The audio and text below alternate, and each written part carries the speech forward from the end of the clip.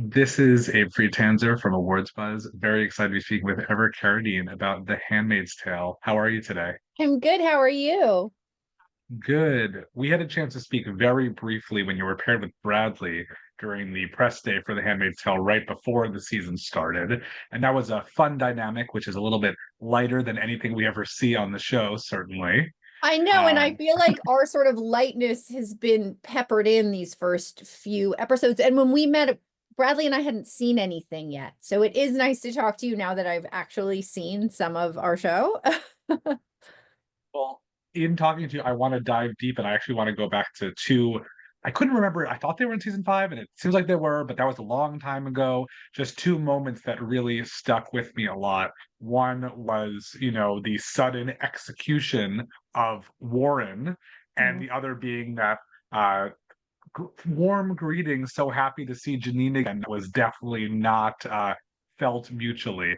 And I think these are It was not elements. reciprocated. Janine was not as excited to be my friend as I was to be hers. That's true.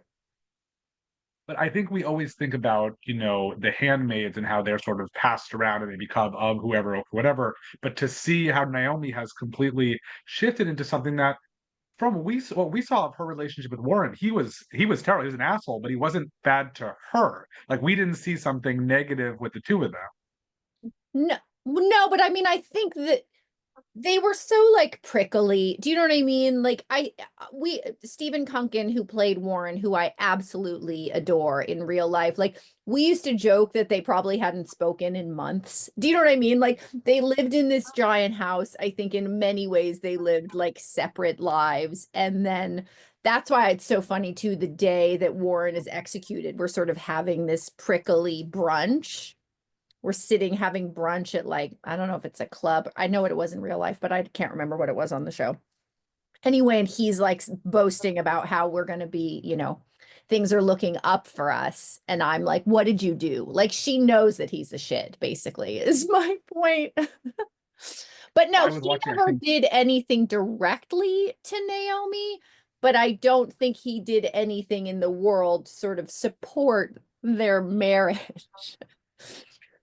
I remember watching Billions around that time, and he's like even more despicable on that show. So this felt like the tamer, like polished version. But I think that's also the nature of Gilead, not the Gilead, because Joseph has never been a believer. He doesn't care about this. He's just trying to survive, and he's a smart guy who can figure that out. But the idea of supporting your wife in a place like Gilead is an oxymoron, I think, because even though they have much more in the way of better treatment than the handmaids, they're still not expected to go anywhere. And so it's almost like the bare minimum you could expect is like not physical abuse, or like it's crazy A to hundred imagine. percent. I mean, it's the men of Gilead and then everybody else. These commanders rule the roost in every single which way. Um, but I do think that the thing that was sort of interesting to explore was like Naomi another shot at marriage and really sort of going for it. Do you know what I mean? And seeing Warren as an opportunity. I'm not Warren, I'm sorry, seeing Lawrence as an opportunity to kind of try again, you know? Yeah. And I mean, It doesn't the go thing with as he gets shut down there too. Poor Naomi just gets like shut down left and right. But no, and then I think with Janine, I think that moment that you're talking about like is very genuine for Naomi. I think that Naomi was frightened to enter this new world, and her husband had just been executed in front of her. She's just been essentially told she can either marry Lawrence or probably end up in the colonies. So she marries Lawrence. And then to see Janine, I think she really authentically felt like she was a friendly face and that they were pals. And as a fan of the show, I just loved watching Maddie tell her off. I just love Janine finding her voice and sort of letting it rip. It was really exciting as a viewer. Not so much as Naomi, but as someone who well, I mean, enjoys the show.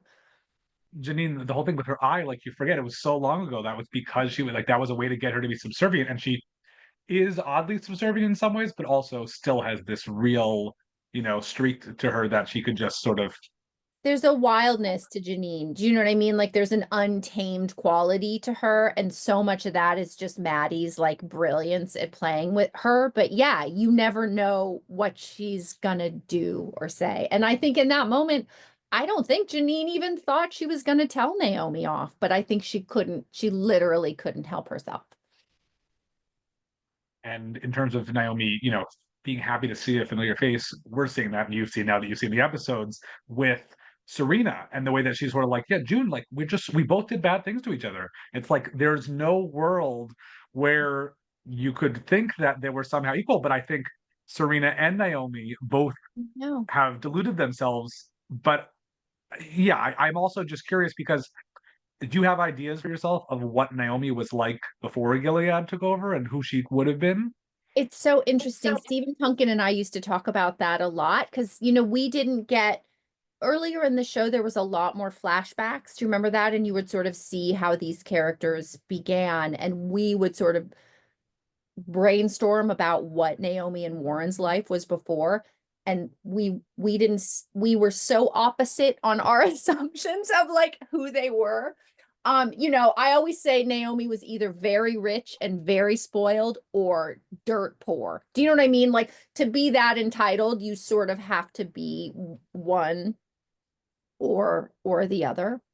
And watching Naomi this season, like she just wants to be queen bee, she finally got Serena out of there. She's finally married to like the highest commander in Gilead, and now Serena's coming back.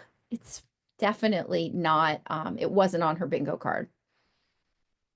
And I do feel that Lawrence has surprised many female guests of his household with the fact that he is not, just somebody like everyone else. That he's like, oh no, we're not going to do that, whatever. And he's just sort of making jokes all the time. I But know, and and I think Bradley, he's such a fun scene partner, and I would imagine for the writers he's so fun to write for, and for me to be in these scenes with him.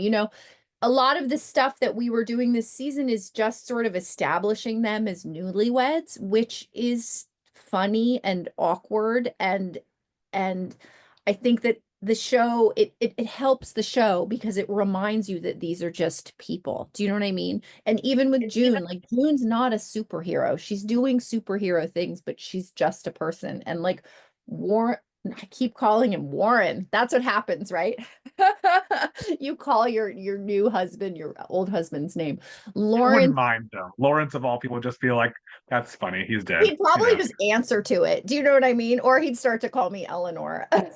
Like, But they're just two adults like trying to work it out. well, And stay, yeah, sorry. no, I just said and stay alive.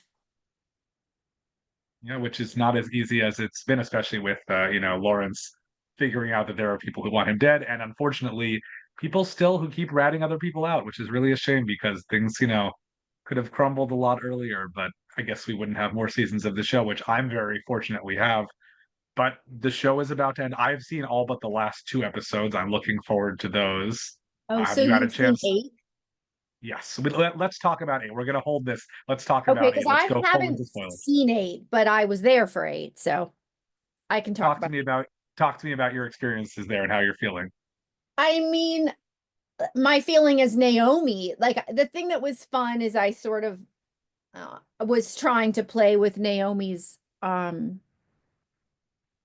don't want to say heartbreak, but Naomi's not exactly like I don't know if the look is still in the episode when Serena Joy walks by. I don't know why it does that with the hand. When Serena Joy walks by just looking like, I mean, Yvonne, just so beautiful, like Grace Kelly in that dress, and Naomi like just a little jealous shit kind of watching her go by. Is that still in the show, or did that just I happen think sort of so. I in think so. my head? I mean, I don't know how do you want me to talk about it as a fan or as an as Naomi? Because as a fan, No, it's no, pretty both. Yeah, exciting. yeah. Scene last week with June and Nick in the closet when she sort of is hearing that he betrayed her. I remember reading that on the page and being like gobsmacked, but then seeing it actually unfold, it was like it was like I didn't know it was coming. I mean, there's just so many levels to where it's like she's not going to run away with him. She has this like, what is she thinking? But then that doesn't leave you prepared for the ultimate betrayal. You know, they still could get shot, they could get killed, whatever, and this is somehow worse. Oh, but weren't you rooting like when he was like, let's go to Paris? Like there it's I'm so I mean I really love her and Nick together. So there was a real part of me that was like, go to Paris. Go with Nick. And the craziest thing And I is they think could there just was go to not a Paris. small part of June that was considering it. Do you know what I Of mean? course. That's what this show does so well. It really forces you to sort of it takes sides, but life isn't black and white. Life is gray. And I think, a lot of that is a testament to like Lizzie and Max. They're so good that you can see all those layers and you can see all that conflict sort of through their eyes.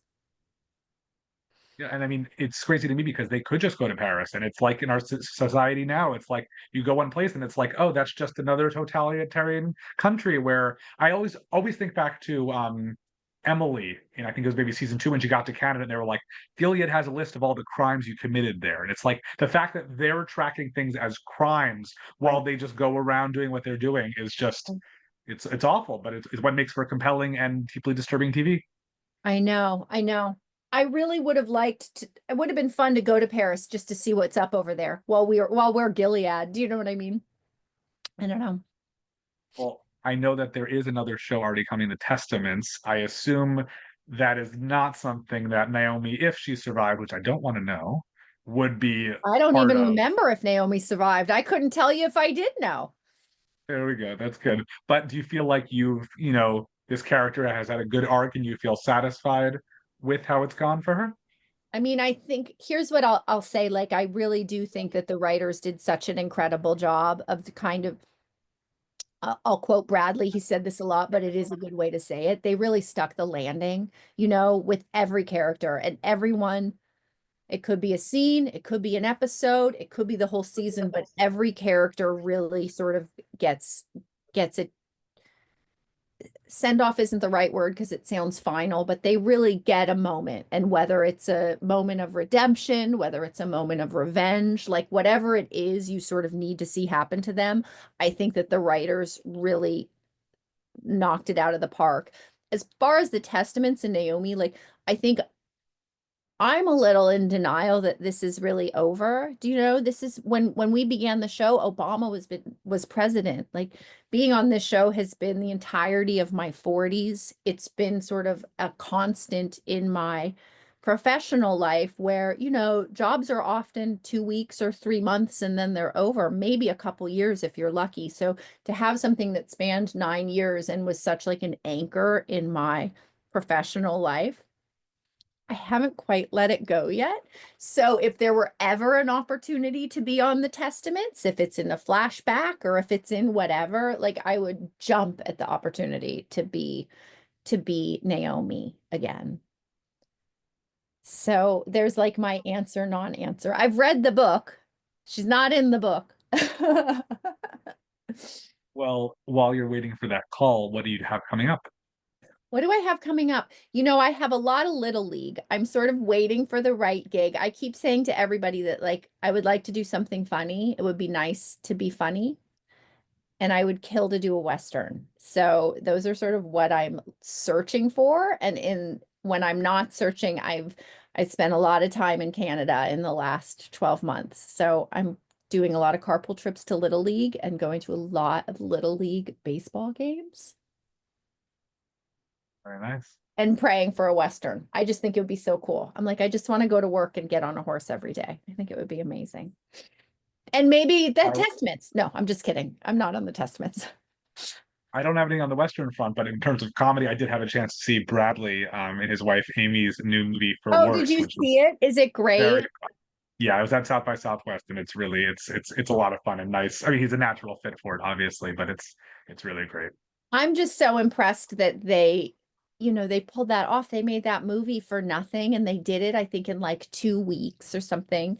And when we were filming the show, they were still editing, but she showed me, we were driving home from set together one day and she showed me the trailer in the car and I was like, It's so funny. It's so funny. I can't wait to see it. And I think it was really well received at South by, wasn't it? Absolutely. I Yeah. was at a second screening and Amy was there, which isn't usually the case, just because usually Yeah. the filmmakers are like, I'm done, whatever. And so that was nice to have her there for it. Well, especially in this world where like so many films, it's a victory to sell to streaming, so you don't get to experience things in audience as an audience. And I think a film like that is really well suited to be with a group of people. Same with Handmaids. They did a giant premiere at the Chinese, and it was so fun to watch the first episode with a group of people and like hear their reactions and hear what they thought was funny. That's always the wildest part, like what makes people laugh. Well, returning back to the small screen, what have you seen recently on TV that you like? What are you watching right now? What? Well, we just watched The Pit. Oh, that's another thing. I've told everyone who will listen that I would like to be on The Pit next season. I loved The Pit. Did you watch? I Yeah. did, yeah. I thought The Pit was really special, and I loved that like so many of the actors I had never seen before. It sort of helped me escape into that world in a really incredible way, and I think Noah's never been better. I love The Pit. We're watching Hacks. Um, I watched Good American Family, which I didn't really know the whole story to, so that was a extremely fun ride. And then I'm loving The Studio, which is another show. I would jump at the opportunity to be on The Studio as well. I love Nobody Wants This, and I texted Tim who's on the show this season. He was texting me that it was just Bradley and I were funny or something we did made him laugh, and I texted him back. I was like, "Well, with all due respect, you are not funny on The Handmaid's Tale at all." And he was like, "Thank you." And he does get what he deserves, which is nice because that doesn't always happen. Yes. I know, now I'm afraid to say anything, but yes, he No, does. no, that's 8, I think, or 7. Yeah. Hard to keep track. Yeah. And then I'm trying to remember what happens in 9. And then, 10, we all received redacted scripts. So Hmm. many of us, I mean, we were able to ask for them on redacted, but we didn't. So it'll be the first time that I get to watch an episode and actually not know what's going to happen. Well, I'm sure that'll be a great experience. And I thank you so much for taking time to talk with me today. Thank you so much. It's nice to talk to you. I'm sure our paths will cross as this wild ride continues. Absolutely.